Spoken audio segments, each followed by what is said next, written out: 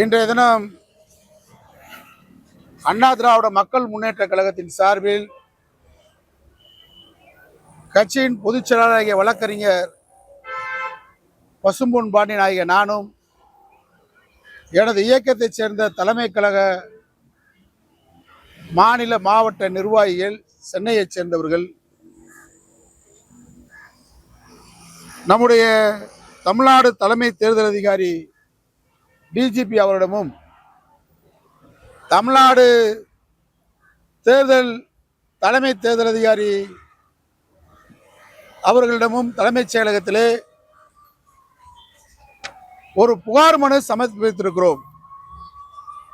நாட்டின் நலன் கருதி, சமூக நலன் கருதி இந்த புகார் மனு இன்றைக்கு சமர்ப்பிக்கின்றோம். நடந்து முடிந்த 2026 சட்டப்பேரவை தேர்தலில்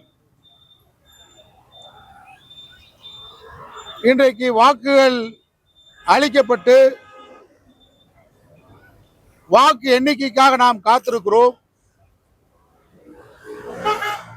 வருகிற 4ஆம் தேதி வாக்கு எண்ணிக்கை நடைபெற உள்ளது. யார் வெற்றி பெற்றாலும் ஜனநாயகத்திலே நாம் வரவேற்போம். ஆனால் வழக்கத்திற்கு மாறாக 1977 தேர்தல் களத்தை நான் சந்தித்தவன். வேட்பாளராக இருந்திருக்கிறேன், கேட்பாளராக இருந்திருக்கிறேன், வாக்காளராக இருந்திருக்கிறேன். ஆனால் இந்த தேர்தல் முடிவுக்கு பிறகு தொலைக்காட்சிகளில், சமூக வலைதளங்களில் வருகின்ற வீடியோக்களை பார்க்கின்ற பொழுது அதிர்ச்சியாகவும் வேதனையாகவும் சமூக அவலம் இவ்வளவு கேவலமாக சென்றிருக்கிறது. தமிழன் என்ற ஒரு இனம் உண்டு, தனியே அவனுக்கு ஒரு குணம் உண்டு என்று சொல்வார்கள். இன்றைக்கு தமிழனுடைய பெருமையெல்லாம் உலகத்திலே பார்க்கின்றவர்கள் இந்த வீடியோக்களை பார்த்து ரொம்ப தமிழனை கேவலமாக நினைக்கக்கூடிய காட்சிகளை இந்த 10 நாட்களாக பார்க்கிறோம். நடிகர் விஜய் கட்சி ஆரம்பித்திருக்கிறார். யார் வேணாலும் ஜனநாயகத்தில் கட்சி ஆரம்பிக்கலாம், அதை பற்றிலாம் நமக்கு கவலை இல்லை. ஆனால் அவரை ஆதரிக்கக்கூடியவர்கள் இன்றைக்கு வலைதளங்களில் கூடிய பதிவுகளை பார்த்தீங்கன்னாக்க ரொம்ப அசிங்கமா இருக்கு. ஒரு பெண்ணு கொடுக்குறாங்க, எனக்கு 2 குழந்தைகள் இருக்கு, நான் எங்க விஜய் அண்ணா தோத்து போயிட்டா நானும் மருந்தை குடிச்சு சாவேன், தற்கொலை பண்ணுவேன், 2 குழந்தைகளையும் தற்கொலை பண்ண வச்சிருவேன் அப்படின்னு வருது. அதை சுத்தி இருக்கக்கூடிய தாவேகா கட்சியினர் அதை கைகூட்டி சிரிக்கிறாங்க. எவ்வளவு வேதனையானது பாருங்க. அதே மாதிரி இன்னொரு பொண்ணு சொல்லுது, ஸ்டாலினோ எடப்பாடியோ முதலமைச்சர் ஆயிட்டா நாங்க அனைவருமே தற்கொலை பண்ணுவோம் அப்படின்னு சொல்லுது. இன்னொரு பெண்ணு சொல்லுது, நான் கிறிஸ்துவ பெண், உண்மையான கிறிஸ்துவன் விஜய் தான் ஓட்டு போட்டுக்கணும், திமுக அண்ணா திமுக ஓட்டு போட்டிருந்தா அவன் கிறிஸ்தவனே இல்லை, மத கலவரத்தை தூண்டி விடுற மாதிரி. அதை போன்று இன்னொரு பெண்ணு சொல்லுது, ரோட்ல கூட்டி தள்ளுறாங்க பாருங்க, அவங்களுக்கு சாதாரணமா தெரியுது, குப்பை அகற்றவங்களும் சாதாரணமா தெரியுது. அந்த பொண்ணுக்கு குப்பை அகற்றவன் 4 பொண்டாட்டி வச்சிருக்கேன், எங்க அண்ணன் விஜய் 10 பொண்டாட்டி வைப்பாரு, நான் தேவைப்பட்டா எங்க அண்ணன் விஜய்க்கு பொண்டாட்டியாவும் இருப்பேன், கூத்தியாலாவும் இருப்பேன். இது ஒரு பெண்ணு பேட்டி வந்துகிட்டு இருக்குங்க. வேதனையா இருக்கு நமக்கு. ஒரு சமூக சீர்கேடு, கலாச்சார சீர்கேழ்வு, பண்பாட்டு சீர்குலைவு ஏற்பட்டுக்கிட்டு இருக்கு. இப்படியா பேசுறது பெண்கள்? இது ஒரு தலைவன் அவர் அறிக்கை கொடுக்க வேணாமா, ஒரு ஆலோசனை சொல்ல வேணாமா, அப்படிலாம் பேசாதீங்கன்னு சொல்லி அவரு தேர்தல் விதிகளுக்கு குழந்தைகளை, சிறார்களை பயன்படுத்தக்கூடாது. ஆனா அவர் கடைசியா நீலாங்கரில் கூட்டத்தில் என்ன சொல்றாரு, வாக்காளர் பெரியோர்களேன்னு சொல்லலாம், தாய்மார்களேன்னு சொல்லலாம், வீட்டில் இருக்கிற குட்டீஸுகளே, யார் 3 வயசு பிள்ளை 5 வயசு பிள்ளைய கூப்பிடுறாரு விஜய், குட்டீஸுகளே, உங்க தாத்தா உங்க பாட்டி வீட்டுல யாரையும் விடாதீங்க, அடம்பிடிங்க, சாக்லேட் வாங்கி சாப்பிடாதீங்க, நீங்க எங்களுக்கு தான் ஓட்டு போடணும், விஜய் எங்களுக்கு தான் ஓட்டு போடணும், இல்லாட்டி நான் சாப்பிட மாட்டேன்னு அடம்பிடிங்க அப்படின்னு குழந்தைகளுக்கு ஒரு தலைவன் தவறான கலாச்சாரத்தை பரப்பி இன்னைக்கு எனக்கு வேண்டிய நண்பர்களே, ரொம்ப முற்போக்கு பேசக்கூடிய நண்பர்களே எனக்கு ஃபோன் பண்றாங்க. என் பேத்தி அணத்துச்சு, என் பேரை அணத்துனா, நாங்க அதனால போட்டோம். போடுங்க, வெற்றி பெறுங்க, ஜனநாயகத்தில் வாக்களிச்சா நீங்க வெற்றி பெற்று வாங்க, அதுல ஆட்சேபம் இல்லை. ஆனா குட்டீசிகளை தவறான வழிகாட்டுறது, அந்த பிள்ளை எங்க அண்ணா விஜய் அண்ணா வந்து ஜெயிக்காட்டினா தற்கொலை பண்ணுவோன்னு சொல்லி நூற்றுக்கணக்கான குழந்தைகள் 5 வயசுல இருந்து 6 வயசு பிள்ளைய சாவோன்னு சொல்றாங்க. இப்ப 4ஆம் தேதி தேர்தல் முடிவை பார்க்கும்போது எனக்கு மிகப்பெரிய கவலை அளிக்குது. சமூகத்துல அக்கறை உள்ளவன், குழந்தைய பெற்று வளர்த்தவன், விஜய் மாதிரி குழந்தைய பெற்றுட்டு அவங்க அம்மாவை மனைவி வளர்க்க சொல்லல, அவருக்கு அக்கறை இருக்காது. மனைவி மேல அக்கறை இருக்குமா? இல்ல. மனைவி மேல அக்கறை இல்லாதவர் ஒரு குழந்தை பெண் குழந்தை பெற்று வச்சிருக்காரு, அது மேல அக்கறை இருக்கா? இல்ல. ஒரு ஆண் குழந்தை பெற்று வச்சிருக்காரு, அக்கறை இருக்கா? இல்ல. முதியோர் மேல அக்கறையானாலா? தாய் தகப்பனோட வாழ்றாரா? அவங்க தந்தை சந்திரசேகர் கூட வாழ்றாரா? தாய் சோபா கூட வாழ்தா? அவ்வளவு பெரிய பங்களால யாரு கூட வாழ்றாருன்னு தெரியாம ஜந்து மாதிரி வாழ்ந்துகிட்டு இருக்கிற ஒரு கட்சி வச்சு அவர் கவர்ச்சியை பயன்படுத்தி அந்த கவர்ச்சிகரமாக இளைஞர்களை, அதுவும் பெண்கள், படிச்ச பெண்கள் பேசுறாங்க. ஒரு பெண்ணு சொல்லுது, என் மகன் வந்து விஜய்க்கு வப்பாட்டியா போனாலும் பரவாயில்ல, பொண்டாட்டியா போனாலும் பரவாயில்ல, எனக்கு வயசு இப்ப 49 தான், திரிசாவுக்கே வயசு 50 தான், நான் வேண்டா விஜய்க்கு வந்து 2வது சம்சாரமா போகலாமா அப்படின்னு நினைக்கிறேன். ஒரு பாட்டு தான் நம்ம கேள்விப்பட்டிருக்கோம், சின்ன பொண்ணு வேணுமா பெரிய பொண்ணு வேணுமா, 2 வேணாம்னே அப்படின்னு சொல்லுவாங்க. இப்ப விஜய் என்ன பாடுறாரு, சின்ன பொண்ணு வேணும் பெரிய பொண்ணு வேணும், அதை பெத்த அத்தை நீ எனக்கு வேணும்ன்ற மாதிரி பாடுறாரு. இதை பொண்ணுகளும் பாடிக்கிட்டு இருக்கு, ஆண்களும் வேடிக்கை பார்த்துக்கிட்டு இருக்கிறோம்.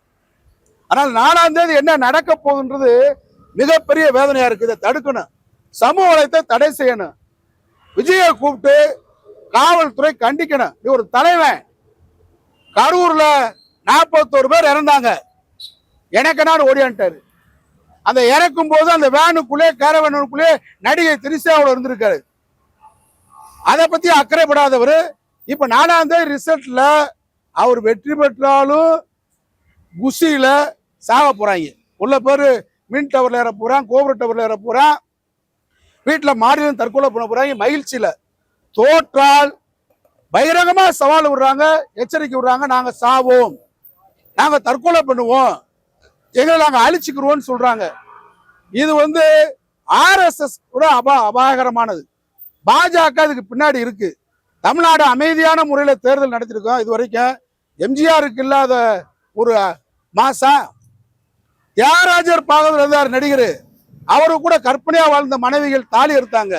எம்ஜிஆர் கூட ரொம்ப விருப்பமா பெண்களா இருந்தாங்க. ஆனா தேர்தல் முடிவை நிர்ணயிக்கிறது குழந்தைகள். எங்க அண்ணா அதுனா ஒரு பிஸ்கட் கேட்டா வாங்கி கொடுக்கலாம், ஏதாவது கேட்டா வாங்கி தரலாம். எங்க அண்ணனை முதலமைச்சர் ஆக்கணும், எங்க அன்களை முதலமைச்சர் ஆக்கணும், எங்க அன்கள் விஜய் முதலமைச்சர் ஆகாட்டினா நான் தற்கொலை பண்ணுவேன் அப்படின்றது ஒரு தலைமை வேடிக்கை பார்க்கலாமா? கரூருக்கு உன்னால நேரடியாக நேரத்துக்கு செல்ல முடியல, ஆனா ஒரு ஜோசியக்காரன் சொல்லிட்டான்னு சொல்லி 4 மணிக்கு திருச்செந்தூர் முருகன் கோயில போய் நிக்கிற. இதுக்கு மட்டும் உனக்கு நேரம் கிடைக்குதா? நேரம் சரியான நேரத்துக்கு போக முடியுதா? இது எதை நோக்கி போகுதுன்னு கேட்டா, தேர்தலுக்கு முந்தி என்ன சொன்னாங்க, திமுக ஆட்சிக்கு வரும்னு சொல்லி ஊடகங்களை விட்டு பாஜக கிளப்பி விட்டுச்சு, 200 சீட்டு திமுக பிடிக்கும். 4 நாளைக்கு முன்னாடி, தேர்தலுக்கு 4 நாளைக்கு முன்னாடி ஊடகங்கள் என்ன சொல்லுது, இல்ல எடப்பாடி பழனிசாமி வருவாரு, திமுகவுக்கு எதிர்ப்பலை இருக்குன்னு சொன்னாங்க. இன்னைக்கு என்ன சொல்றாங்க தெரியுமா, 170 சீட்டு விஜய் பிடிப்பாரு அப்படின்னா, வடக்கெல்லாம் பாஜக கலவரம் பண்ணி, மிஷின்ல ஃப்ராடு பண்ணி, வாக்கு ஃப்ராடு பண்ணி தான் வந்திருக்கு. இங்க ஏதோ ஒண்ணு பண்ண போகுது பிஜேபினால இங்க வர முடியாது. முட்டை மார்க் வாங்கினவன 100 மார்க் போட முடியுமா? அதனால பிஜேபி இங்க திடீர்னு 100 சீட்டு ஜெயிச்சா மக்கள் புரட்சி வெடிச்சிட. அதனால விஜயை காமிச்சோ எடப்பாடியை காமிச்சோ வாக்கு இயந்திரத்துல ஃப்ராடு பண்ண போறாங்க. அதுக்கு ஆதவர்ஜனா போன்றவர்கள் என்ன பேசுனாங்க, கரூர் அந்த மரணத்தின் போது ஜென்ஸ் புரட்சி வெடிக்கும் பேசினாரு. இன்னைக்கு அவர் புரட்சி வெடிக்கும் சொல்றாரு. விஜய் என்ன சொல்றாரு, வாக்கு எண்ணிக்கையின் போது புரட்சி வெடிக்கும்ன்றாரு. இந்த பிள்ளைகளை பூரா தூண்டி விட்டதை கண்டிக்கல விஜய். அதுல விஜயை கைது செய்யணும். நீங்க கரூர் வழக்குல இந்த அரசு தவறு பண்ணிருச்சு, திராவிட மாடல் அரசு தவறு பண்ணிருச்சு, குற்றவாளியா சேர்த்திருக்கணும். இப்ப பிள்ளைய பூரா தற்கொலை பண்ண போறேன்னு சொல்லுதுங்க. பெண் பிள்ளைய பூரா ஆபாசமா பேசுதுங்க. பொண்டாட்டியா இருப்போம், பப்பாட்டியா இருப்போம், 10 பொண்டாட்டி இல்லாதவே இருக்கான். இத பூரா கண்டிக்க மாட்டேன்றாரு. சாவம் சொல்றாங்க, தற்கொலை பண்ணுவோம்னு சொல்றாங்க. அப்ப இதை கண்டிக்க வேண்டியது யாரு? ஒரு தலைவன் கண்டிக்க வேணாமா? கண்டிக்கல. ஆனா காவல்துறை என்ன செய்யணும் கேட்டா, 4ஆம் தேதி அவங்க ஏதோ ஒண்ணு பண்ண போறாங்க. அங்க ஒரு சாவு, இங்க ஒரு சாவு, அந்த பிள்ளை கீழே விழுந்துச்சு, இந்த பிள்ளை தற்கொலை பண்ணுச்சு, அங்க ஒரு குழந்தை காணா, இந்த குழந்தை பிள்ளை இறந்து போச்சுன்னு சொல்லிட்டு வாக்கு எண்ணிக்கையில வாக்கு இயந்திரத்தை அவங்க வெற்றி பெற்றால் அமைதியா இருப்பான் தாவேகா தற்கூரி, தோற்றால் வாக்கு இயந்திர மிஷினை பூரா உடைச்சு எரிஞ்சிட்டு மீண்டும் ஒரு தேர்தலை சந்திப்பதற்கு விஜய் ஒரு புரட்சியை பண்ணலாம், கலவரம் பண்ணலாம்னு சொல்லி தான் இந்த பிள்ளைகளை பூரா தூண்டி விடுறாரு. இந்த விசில் அணில் குஞ்சுகளை பூரா தூண்டி விட்டு தற்கொலை பண்ணுங்க, பெண்களை பூரா தூண்டி விட்டு, குழந்தைகளை தூண்டி விட்டு வாக்கு இயந்திர மிஷினை தோல்வி அடைஞ்சா உடைக்க போறாங்க.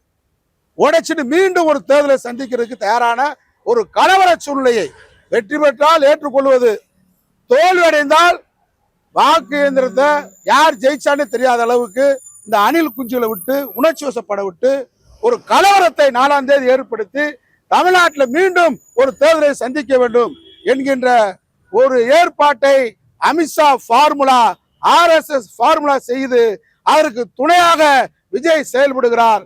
ஆகவே இந்த மாதிரி தவறான செய்திகளை, கலாச்சார சீரழிவை, பண்பாட்டு சீரழிவை வெளியிடுகின்ற இந்த அதற்கு பின்னாடி இயங்குகின்ற ஆதவர்ஜினா புஷி நடிகர் விஜயை கைது செய்யுங்க. அவங்கள கூப்பிட்டு உடனடியாக சமூக வலைதளத்தில் பரவக்கூடிய இந்த ஆபாசமான கலாச்சாரத்தை தடை செய்யணும். இந்த குழந்தைகளுக்கெல்லாம் மனநல மருத்துவர்கள் உடனடியாக வீடு வீடுகளுக்கு சென்று அந்த குழந்தைகள், அப்படிப்பட்ட குழந்தைகளுக்கு மருத்துவ சிகிச்சை கொடுக்கணும்.